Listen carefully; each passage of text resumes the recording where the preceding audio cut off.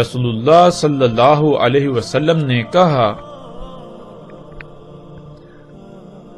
دجال کا ایک ید لمبا ہوگا دوسرے سے۔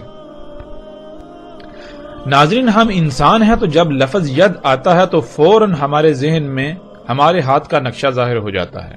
اور ہم ید کے معنی ہاتھ کے لے لیتے ہیں، لیکن عربی میں ہاتھ کو ید نہیں کہتے، بلکہ عربی میں ید کہتے ہیں ایسی قوت کو جس سے کچھ کیا جا سکے۔ اگر یہ لفظ عالم مادہ کے لیے استعمال ہوگا تو اس کے معنی ہوں گے ایسا آلہ جس میں قوت ہوتی ہے اور جس سے کچھ کیا جا سکے، کچھ بنایا جا سکے۔ اسی وجہ سے انسان کی ذات میں ایسے آلے کو ہاتھ کہا جاتا ہے۔ اور اگر یہی لفظ عالم نور کے لیے استعمال ہوگا یا عالم نار کے لیے استعمال ہوگا تو وہاں وہ عالم مادہ سے ماورا ہوگا۔ مثال کے طور پر آج ہم پہاڑوں کو اپنی آنکھوں سے دیکھتے ہیں، لیکن اگر ایسا ہوتا کہ پہاڑ اللہ کے غیب میں سے ہوتے، یعنی انسان انہیں نہیں دیکھ سکتا، انسان انہیں نہ دیکھ سکتا ہوتا اور پہاڑوں کے لیے لفظ ید کا استعمال کیا جاتا تو انسان یہی سمجھتا کہ جبال نامی مخلوق کے بھی ایسے ہی ید یعنی ہاتھ ہوتے ہیں جیسے ہمارے ہیں، جیسے انسان کے ہیں، لیکن حقیقت اس کے بالکل برعکس ہے۔ لفظ ید کے سب سے آسان معنی یہ ہے کہ جو خصوصیات انسان کے ہاتھ میں پائی جاتی ہیں، جیسے اس سے کچھ پکڑا جاتا ہے، اٹھایا جاتا ہے، اٹھا کر ادھر ادھر رکھا جاتا ہے، دھکیلا جاتا ہے وغیرہ، جس شے میں بھی یہ خصوصیات یا ایسی قوت پائی جائے وہ شے ید کہلائے گی۔ رسول اللہ صلی اللہ علیہ وسلم نے کہا، دجال کا ایک آلہ جس میں وہ خصوصیات، وہ صلاحیتیں ہوں گی، جو خصوصیات، جو صلاحیتیں انسان کے ہاتھ میں ہوتی ہیں، یعنی جس سے کچھ پکڑا جا سکے، جس سے کوئی کام کیا جا سکے، وہ لمبا ہوگا دوسرے کی نسبت۔ یعنی دجال کا ایک آلہ تو لمبا ہوگا اور دوسرا آلہ اس سے چھوٹا۔ آج ہم اپنے ارد گرد نگاہ دوڑائیں، اپنے ارد گرد غور و فکر کریں، کیا ایسی مخلوقات موجود ہیں؟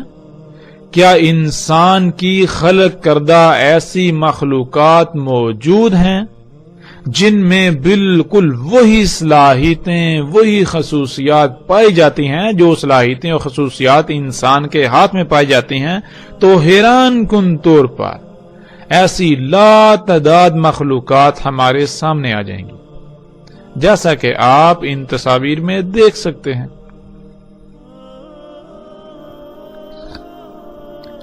ناظرین، جیسا کہ رسول اللہ صلی اللہ علیہ وآلہ وسلم نے کہا کہ دجال کا ایک ید یعنی دجال کا وہ ایک آلہ جس میں وہ خصوصیات ہوں گی جو خصوصیات انسان کے ہاتھ میں ہوتی ہیں، وہ ایک کی نسبت دوسرا لمبا ہوگا۔ اور آج ہم دیکھ سکتے ہیں کہ ایسے تمام کے تمام آلات، ایسی تمام کی تمام مشینیں جن میں یہ صلاحیت موجود ہے، نہ صرف بالکل وہ انسانی ہاتھ کی طرح ہیں، بلکہ یہ تمام کے تمام آلات یعنی ٹولز، یہ مشینیں ایک کی نسبت دوسری بڑی ہے۔ جب آپ ان تمام آلات کو سامنے رکھیں تو آپ کو نظر آئے گا کہ جہاں ایک آلہ چھوٹا، دوسرا اس کی نسبت بڑا ہوتا ہے، تیسرا دوسرے کی نسبت بڑا، چوتھا تیسرے کی نسبت بڑا، پانچواں چوتھے کی نسبت بڑا، چھٹا پانچویں کی نسبت بڑا۔ اس طرح یہ تمام آلات ایک دوسرے سے بڑے ہیں، یعنی دجال کا ید ایک کی نسبت دوسرا بڑا ہے، ایک کی نسبت دوسرا لمبا ہے۔ اسی طرح سکرین پر نظر آنے والی یہ مشینیں، ان کو آپ دیکھ سکتے ہیں کہ ایک چھوٹی، دوسری پہلی سے بڑی، تیسری دوسری سے بڑی، چوتھی تیسری سے بڑی، پانچویں چوتھی سے بڑی، چھٹی پانچویں سے بڑی، اس طرح بالترتیب ایک دوسرے سے بڑی ہیں۔ تو یہ ہے ناظرین دجال کا ید، یہ طرح طرح کی مشینیں جن میں وہ تمام خصوصیات پائی جاتی ہیں جو خصوصیات انسانی جسم کے ہاتھ میں پائی جاتی ہیں۔ یہ ہے ناظرین وہ دجال کا ید جسے آج انسان اپنے لیے مسیحا تصور کرتا ہے، لیکن یہ مسیحا نہیں، انسان صرف اس کا ایک ظاہری پہلو دیکھ رہا ہے جو اس کا پوشیدہ دوسرا پہلو ہے، اس سے یکسر آنکھیں بند کر لیتا ہے، اور اس کا دوسرا پہلو یہ ہے کہ یہ زمین کو کھوکھلا کر رہا ہے، یہ اللہ کی اس امانت میں خیانت کر رہا ہے۔ اس وجہ سے کائنات میں طرح طرح کے حادثات رونما ہو رہے ہیں۔ دجال کے اس ید کی وجہ سے آج کائنات، آج یہ زمین انتہائی شدید فساد کا شکار ہو چکی ہے۔ رسول اللہ صلی اللہ علیہ وسلم نے کہا دجال کا ایک ید لمبا ہوگا دوسرے سے، ان سے جو لمبا ہوگا وہ سمندر کی گہرائی میں چلا جائے گا، پاس پہنچے گا کھدائی کر کے اس کی نچلی سطح میں، یعنی دجال کا ایک ید جو لمبا ہوگا وہ سمندروں کی گہرائیوں میں داخل ہوتے ہوئے، غوطہ زن ہوتے ہوئے، سمندروں کے اندر سطح زمین کو کھود کر اس میں سوراخ کرتے ہوئے، اس کو پھاڑتے ہوئے اس کی گہرائیوں میں جائے گا، اور گہرائیوں میں جا کر کچھ پکڑے گا، کچھ باہر نکالے گا۔ آج ہمارے اوپر یہ فرض بنتا ہے کہ ہم اپنے ارد گرد غور و فکر کریں، کیا ایسے آلات جن میں ایسی خصوصیات، جن میں ایسی صلاحیتیں پائی جاتی ہیں جو خصوصیات و صلاحیتیں انسان کے ہاتھ میں پائی جاتی ہیں، کیا ایسی مخلوقات وجود میں آ چکی ہیں؟ کیا ایسی مخلوقات بالکل وہ کر رہی ہیں جس کی خبر رسول اللہ صلی اللہ علیہ وسلم نے دی؟ اور جب ہم غور کریں تو انسان دنگ رہ جاتا ہے، جیسا کہ آپ ان تصاویر میں دیکھ سکتے ہیں۔ آج یہ دجال کا ید سمندروں میں داخل ہو کر، سمندروں کی گہرائیوں میں جا کر، غوطہ زن ہو کر، ڈوب کر سطح زمین کو پھاڑتا ہے، اس میں سوراخ کرتا ہے، اس کو کھودتا ہے، اور زمین میں اللہ سبحانہ وتعالیٰ کے چھپائے ہوئے خزانے، اللہ سبحانہ وتعالیٰ کے غیب کی مخلوقات کو نکالتا ہے، جنہیں ہم سیال سونا یعنی کالا سونا یا خام تیل کا نام دیتے ہیں۔ رسول اللہ صلی اللہ علیہ وسلم نے کہا اس میں کچھ شک نہیں،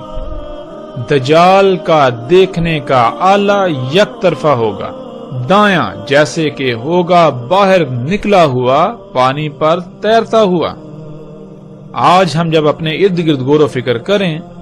اور دیکھیں کیا انسان کی خلق کردہ ایسی مخلوقات موجود ہیں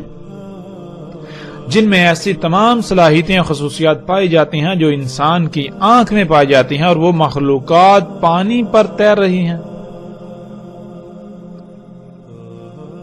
جب ہم غور کریں تو ہم دنگ رہ جائیں گے کہ ایسی بہت ساری مخلوقات، ایسے بہت سارے آلات آج ہماری آنکھوں کے سامنے موجود ہیں۔